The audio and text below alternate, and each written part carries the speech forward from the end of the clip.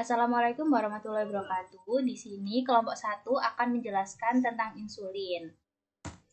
Nah, di sini kita akan menjelaskan mulai dari pengertian, cara kerja, rute pemberian, cara pembuatan, jenis insulin berdasarkan cara kerja, efek samping, serta peranan insulin. Nah, apa sih pengertian insulin itu? Insulin adalah hormon protein yang disimpan dalam sel beta pankreas sebagai bentuk kristalin. Insulin terdiri dari dua rantai, yaitu alfa dan beta chain, yang dihubungkan oleh jembatan disulfida. Apa sih obat suntik insulin itu? Obat suntik untuk memenuhi kebutuhan insulin pada penderita diabetes.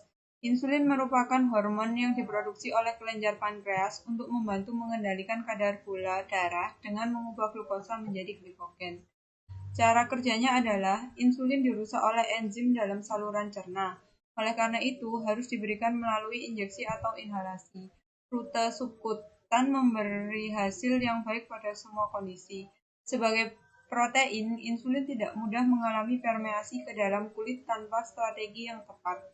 Oleh karena itu, digunakan alternatif injeksi subkutan yang menunjukkan kontrol glikemik yang baik dan menurunkan resiko komplikasi pada pasien diabetes baik.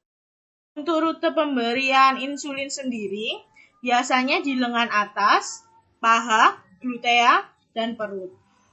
Untuk lengan atas bisa di bagian kanan dan kiri, begitu juga dengan glutea, perut, dan paha.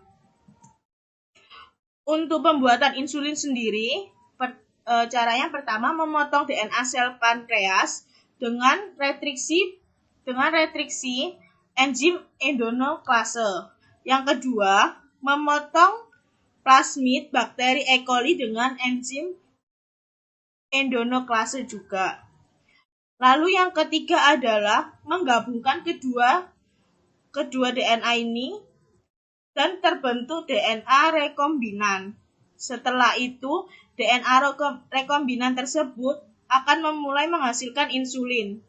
Setelah insulin yang sudah dihasilkan, lalu diekstrakkan kembali dan diambil insulinnya saja. Berikut rincian pembuatan insulin.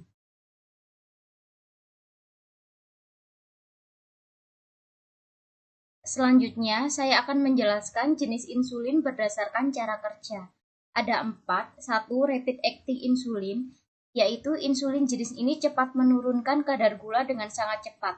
Penggunaannya 15 menit sebelum makan, contohnya Novorapid dan Apidra.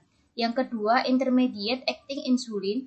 Insulin ini memiliki waktu kerja menengah, membutuhkan waktu 1-3 jam untuk memulai bekerja. Kerja optimalnya 8 jam dan bisa mempertahankan kondisi gula selama 12-16 jam. Yang ketiga, short acting insulin. Insulin ini juga cepat menurunkan kadar gula darah meskipun tidak secepat rapid acting insulin. Penggunaannya 30-60 menit sebelum makan, contohnya Tresiba. Yang keempat, long acting insulin, yaitu insulin ini dapat bekerja seharian, jadi hanya digunakan sehari sekali saja, contohnya Levomir dan Lantus. Lalu untuk efek samping insulin, ada reaksi alergi dengan tanda kulit memerah dan gatal, bisa juga disertai oleh pembengkakan. Hal ini bisa jadi karena jarum suntik yang digunakan kurang tajam, sehingga melukai kulit.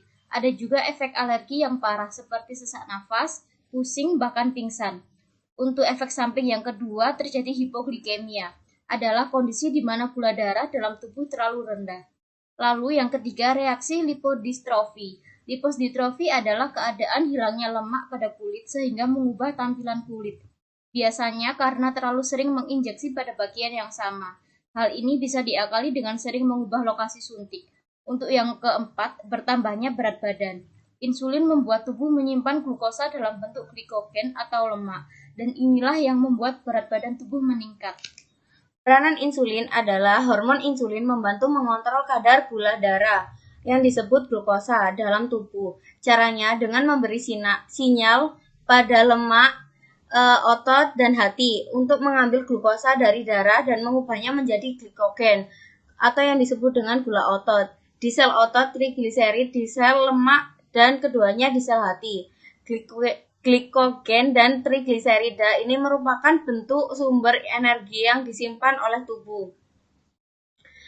Selama pankreas memproduksi cukup hormon insulin dan tubuh dapat menggunakannya dengan benar, maka kadar gula darah pasti akan selalu berada dalam kisaran yang sehat. Karena pada hakikatnya kadar glukosa yang terlalu banyak atau terlalu sedikit tidak baik bagi kesehatan. Penumpukan glukosa dalam darah atau yang disebut dengan hiperglikemia dapat menyebabkan komplikasi seperti kerusakan ginjal dan saraf, serta masalah pada mata, sedangkan terlalu sedikit glukosa dapat dalam darah atau yang disebut dengan hipoglikemia dapat membuat kita merasa lelah, mudah marah, bingung, hingga kehilangan kesadaran alias pingsan. Apabila insulin dalam darah tidak cukup, sel-sel tubuh akan mulai kelaparan. Insulin yang tidak cukup berarti glukosa tidak dapat dipecah dan artinya sel tidak dapat menggunakannya. Akibatnya, lemak mulai dipecah untuk membuat energi. Proses tersebut kemudian mengakibatkan penumpukan bahan kimia yang disebut keton. Keton yang menumpuk dalam darah dan urin sangat berbahaya karena mampu memicu kondisi ketoasidosis pada penderita diabetes. Ketoasidosis bahkan bisa mengancam jiwa jika tidak ditangani secepatnya. Gejalanya mencakup sering buang air kecil selama 1 atau beberapa hari, merasa sangat haus dan lelah, mual muntah, sakit perut, berdebar-debar, sesak napas, pusing, mengantuk, hingga kehilangan kesadaran. Oke, sekian presentasi dari kelompok 1 mengenai insulin.